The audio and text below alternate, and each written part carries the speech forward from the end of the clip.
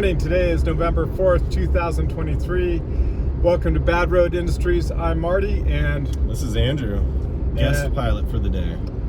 Andrew is my brother, son-in-law, and I'm trusting him with my Jeep. We're going to go do the Cerro Gordo Swansea Trail. It's about a 4 to 6 hour journey if all goes right. Our goal is to get all the way to Cerro Gordo in a few hours and hopefully get a tour. So happy that you guys are joining along. We are making another attempt at the Swansea Cerro Gordo Trail. We're starting at the site where I guess the old town of Swansea used to be.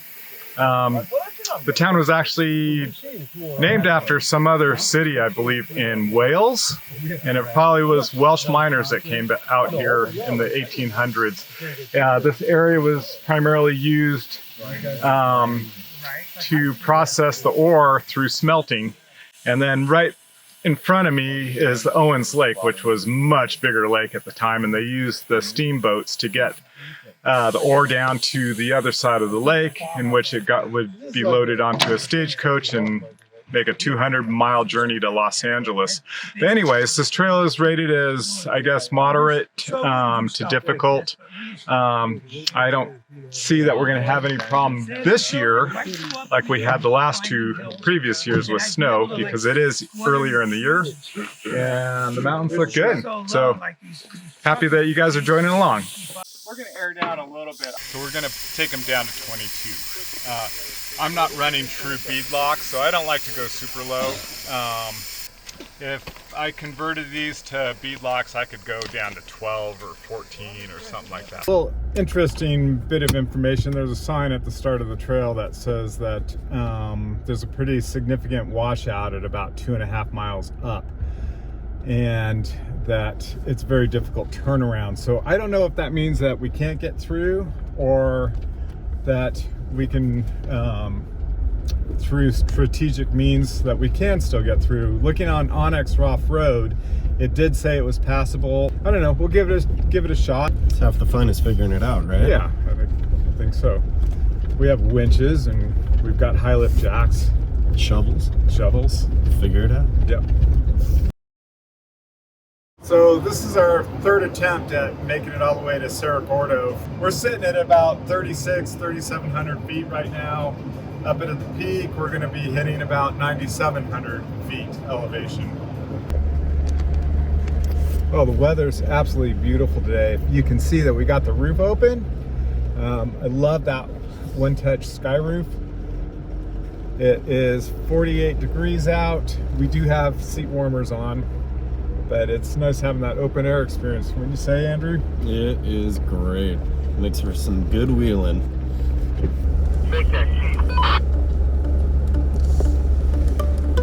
Okay, we're coming up to the washout, so we're going to find out. This is the moment of truth, if we can continue on.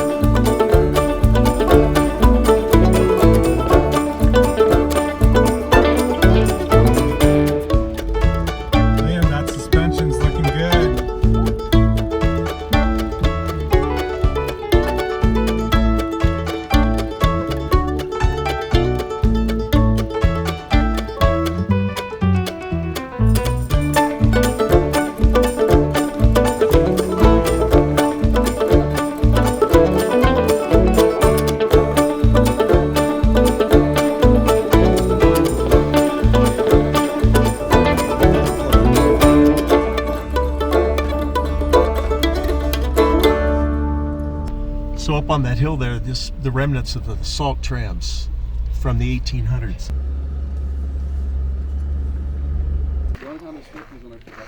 So what do you think?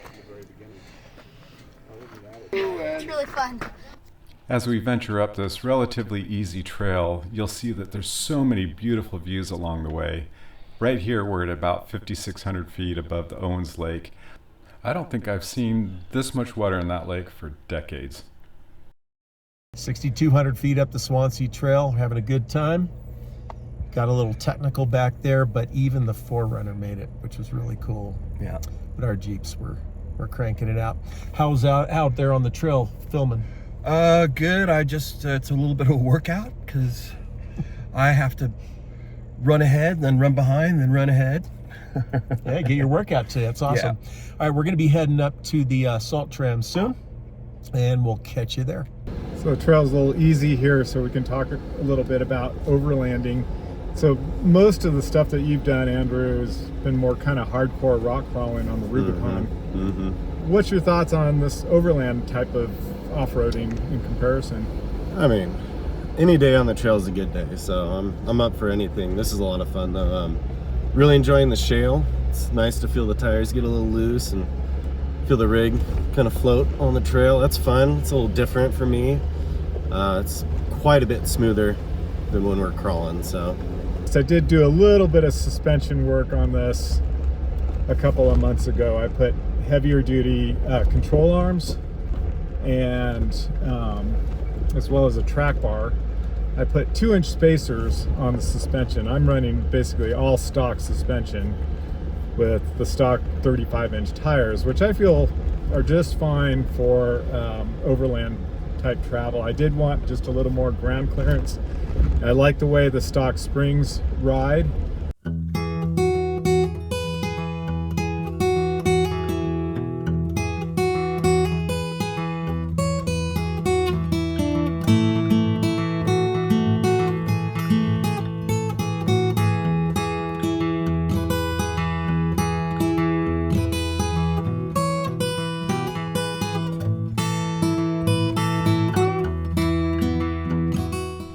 So if you didn't check out our Bonanza Gulch video, well, you may want to, where we went during the big historic super bloom. Here we are in the middle of fall, and we're still seeing an abundance of colors from all these beautiful flowers.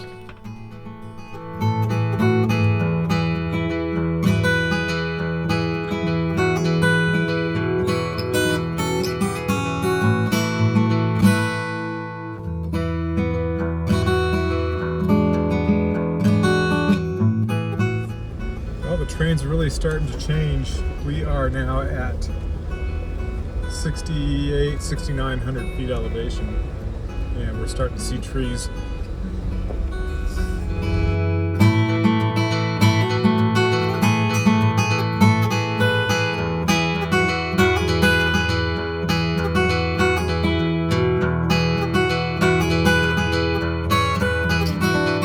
Now approaching 7,000 feet, we're climbing into the pinyon pine forests. What's unique about the pinyon pines is the pine cones that have these little nuts that have been the staple for the Native Americans for thousands of years, and now still popular in gourmet salads. All right, well, tell the guys about your Jeep, Dave.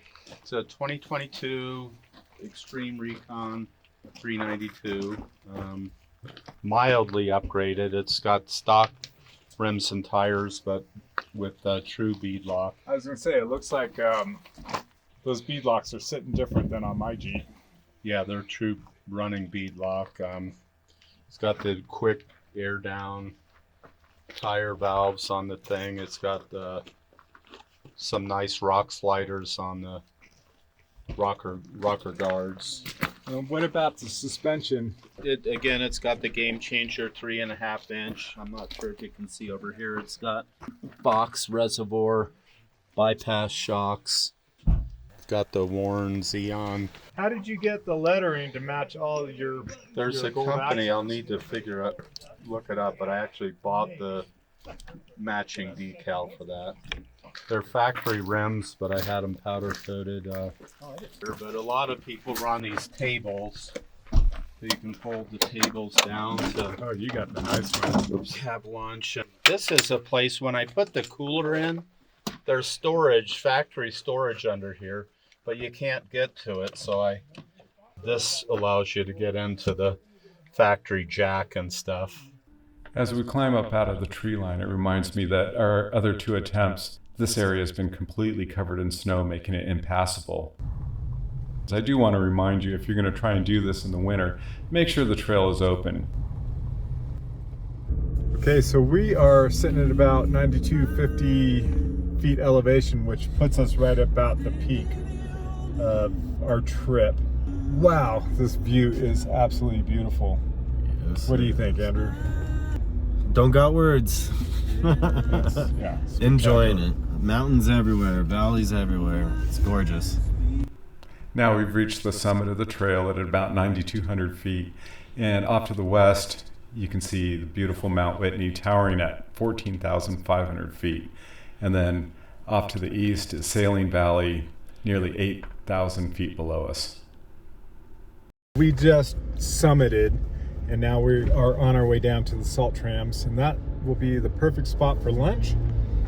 If I remember correctly, I think there is some kind of a cabin there and some other buildings that are relics from back in the old mining days. Should be fun to check out.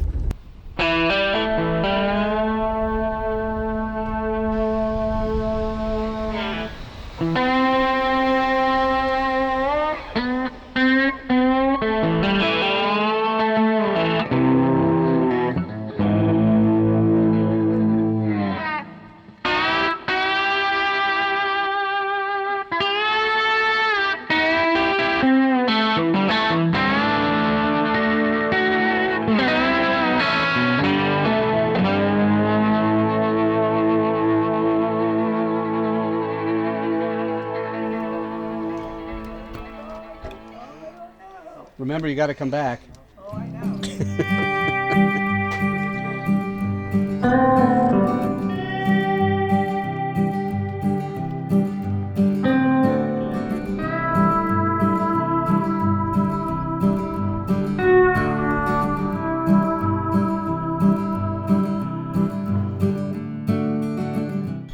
So what are we Okay. looking at?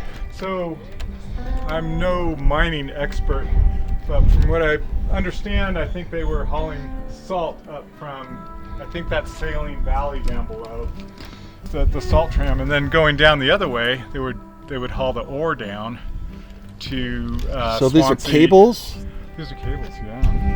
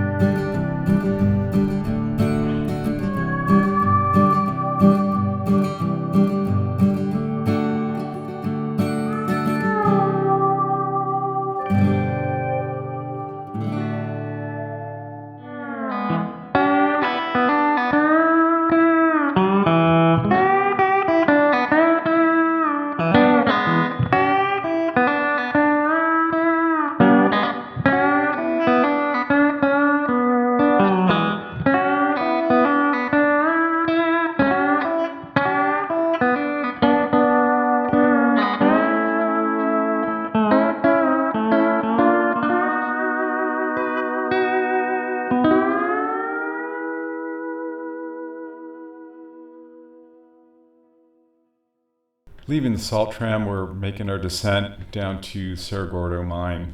The trail is relatively steep, and it gets actually pretty technical. I recommend that you have some suspension lift, lockers, using low-range crawling gears, and having some off-road experience is definitely helpful. So I don't know if you guys can tell, but we are right on the edge of the mountain, and it is a negative camber leaning towards my side. So I am trusting my son-in-law right now. Yeah, isn't it? So no, I'm looking down probably, I would say 3,000 feet down to Owens Lake. I forgot deodorant. I showered and I put deodorant on. We're about, I don't know, a foot from the edge, so we're doing all right. The Cerro Gordo mines are a collection of abandoned mines located in Inyo Mountains. Operations spanned from 1866 to 1957, producing high-grade silver, lead, zinc ore, and more rarely, copper and gold. Discovered by the Spanish explorer Pablo Flores in 1865, early mining was hindered by the native tribes. Businessman Victor Baudry staked claims after Fort Independence was established nearby, and he built the first smelters. Mortimer Belshaw arrived in 1868 and built a superior smelter and the first wagon road all the way up the mountain to the town at 8,200 feet. During its operating history, Cerro Gordo produced 35,000 tons of lead, 300,000 pounds of silver, 24,000 tons of zinc. Electricity arrived in the town in 1916, replacing steam power, and the mine continued to work until about 1938. Brent Underwood and other investors purchased Cerro Gordo in 2018. Brent has been developing the site as a tourism destination and currently offers tours, opportunities for voluntary reconstruction work, and has been documenting the process on his YouTube channel, Ghost Town Living. We took the easy dirt road out of Cerro Gordo towards Keeler. The scenic views descending down were as gorgeous as the whole trail has been. So here we are at the end of the trail, and Tony, you were a passenger, just like me this time. What was your perspective of it? This is the first time you did a whole trail like that. It was really good. Being a passenger, I offered Dave, hey, I can drive this thing if you want. And he said no. And actually, I think I had a better time. Because I'm able to look at everything and the mountains and the flora, the rocks, the geology and everything. It was great. I just had a really good time. That was kind of I shared that same experience because normally I'm always driving. Right. And, having Andrew drive, I got to see everything. It was probably one of the most fun trips I ever had. Yeah, it's great. Cool. Yeah, well, I concur. Thanks for coming. Yeah, thank you. Thank you for checking out our channel. Please hit like and subscribe. That really helps us out. Also, leave me a comment. I love the comments. You can find us at badroadindustries.com. Most of all, remember, bad roads lead to great memories.